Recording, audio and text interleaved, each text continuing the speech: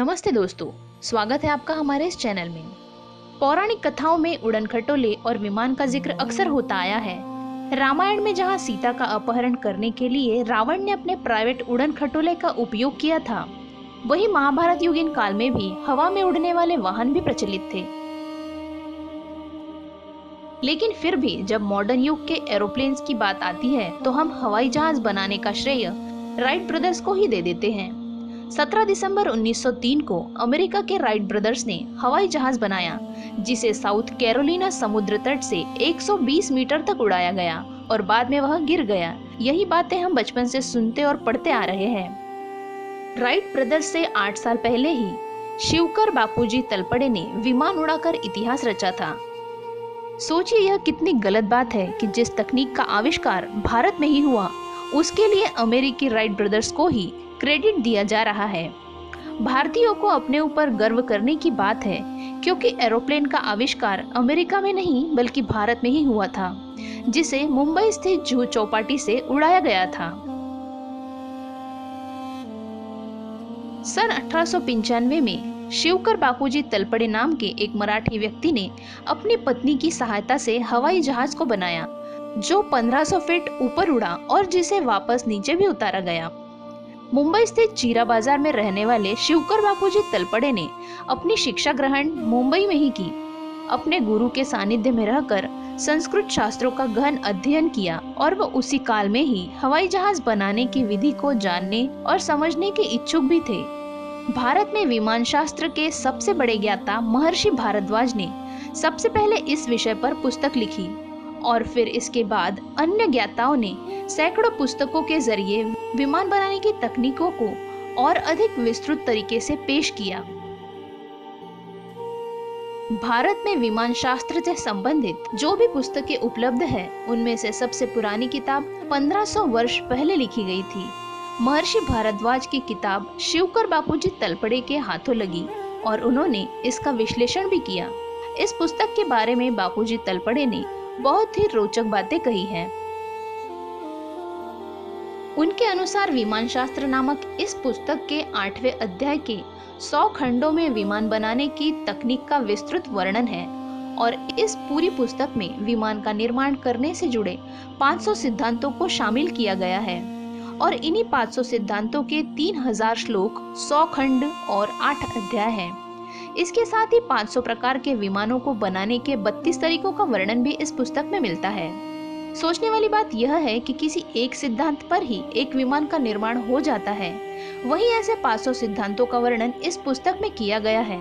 इस विशाल ग्रंथ का अध्ययन कई दिनों तक शिवकर बापूजी तलपड़े ने किया। अपने निरंतर व अथक प्रयास के पश्चात 1895 में वे विमान बनाने में सफल हो गए। तलपड़े बापूजी के आविष्कार की झलक को देखने के लिए उस समय के बड़ौदा नरेश सर सयाजीराव गायकवाड़, अंग्रेजी न्याय व्यवस्था में जज के रूप में कार्यरत महादेव गोविंद रानड़े भी मौजूद थे और इसके साथ ही कई लोग भी वहां पर उपस्थित थे। सभी के सामने शिवकर बापूजी तलपड़े ने अपना हवाई जहाज मुंबई की जुहू चौपाटी से उड़ाया, जिसे देखने के लिए हजारों लोगों की भीड़ वहां मौजूद थी।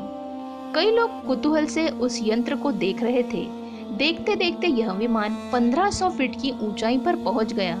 लोगों ने इस दृश्य को आंखें मल मल कर देखा। 120 साल पहले ही इसे रिमोट की मदद से बिना किसी चालक के उड़ाया गया, जिसे हम आधुनिक समय का ड्रोन भी कह सकते हैं।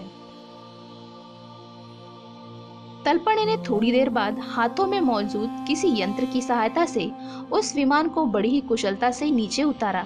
यह नजारा देखकर सभी लोग मंत्रमुग्ध हो गए। उन्होंने अपने विमान को मरुत्सखा नाम दिया था, जिसका हिंदी में मतलब होता है हवाओं का मित्र। शिवकर बापूजी तलपड़े के इस कार्य से खुश होकर बड़ौदा नरेश सर सयाजीराव गायकवाड़ ने एक जागीर उपहार में दी और उनका सम्मान भी किया। लेकिन इतनी बड़ी कामयाबी के बाद भी बापूजी तलपड़े को वह श्रेय नहीं मिला जिसके वह हकदार थे। भारत में उस समय रैली ब्रदर्स नाम की एक कंपनी थी। उन तक भी बापूजी की ख्याति पहुंच चुकी थी। अंग्रेजों ने बापूजी को उनके इस प्रयास के लिए आर्थिक मदद करने का भरोसा दिया और बदले में उनसे विमान के डिजाइन की मांग की। तलपड़े उनकी इस चाल को नहीं समझ पाए और उन्होंने अपने डिजाइन्स को रेली ब्रदर्स को सौंप दिया और तभी से इतिहास बदल गया। अंग्रेजों द्वारा बापूजी की सादगी का फायदा उठाया गया। अंग्रेजों ने विमान की डिजाइन तो हासिल कर ली, लेकिन तलपड़े की मदद नहीं की। कुछ समय के पश्चात राइट बंधुओं को यह डिजाइन मिला और 17 दिसंबर 1903 को विमान बनाने का सारा श्रेय राइट बंधुओं को दिया गया। वे रातों रात मशहूर हो गए, लेकिन बापूजी तलपड़े गुमनामी के अंधेरे में ही गुम हो गए। इतनी अधिक उपलब्धि के बाद भी किसी भी तरह की मदद न मिलने की वजह से तलपड़े काफी परेशान रहने लगे और इसी बीच उनकी पत्नी का देहांत हो गया। जीवन संगिनी के जाने के बाद संसार के प्रति उनका मोह भी कम हो गया। 17 दिसंबर 1917 को 53 साल की उम्र में उन्होंने अपना देह त्याग दिया। तलपड़े के देहांत के बाद विमान का मॉडल और संबंधित सामग्री को उनके उत्तराधिकारियों ने रेली ब्रदर्स को बेच दिए और इस तरह अंग्रेजों ने बड़ी ही चालाकी से विमान बनाने के आविष्कार को अपने नाम दर्ज कर लिया। वर्तमान में हम पूरी तरह से स्कूलों में सिखाई गई चीजों पर ही निर्भर होते हैं। इस संसार में ऐसी बहुत सी चीजें हैं जिनका आविष्कार पिछले सदी में हुआ है, लेकिन पुराणों और वेदों में उन आविष्कारों का पहले से ही उल्लेख है। तो यह रही हमारी नॉलेजेबल वीडियो। ऐसे ही इंफॉर्मेटिव वीडियोस को देखने के लिए सब्सक्राइब कीजिए इन्फोलेंस को।